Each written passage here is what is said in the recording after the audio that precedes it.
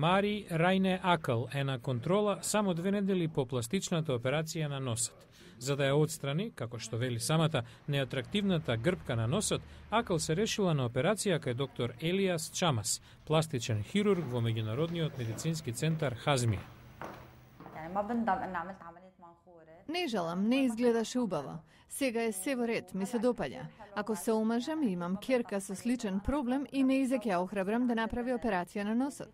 Според Либанското здружение за пластични и реконструктивни операции, порастот на барањата за вакви интервенции пред се должи на пристапните цени.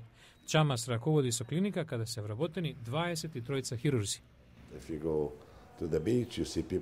На плажа, во ресторан, ќе видите луѓе со фластери на носот на градите. Бројот на пациентите во болницата е удвоен, дури тројно зголемен.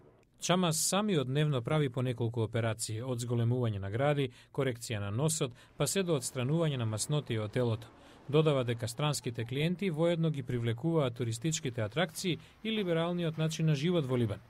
Зина Ал-Хадж е начело на туристичка компанија од Обединетите Арапски Емирати, која организира аранжмани за Либан, пластична операција и одмор во оваа земја. Либан започна со пластичната хирургија по војната, во обновата, кога требаше да се отстранат последиците на војните зверства. Лекарите стекнаа голема репутација поради стекнатото искуство.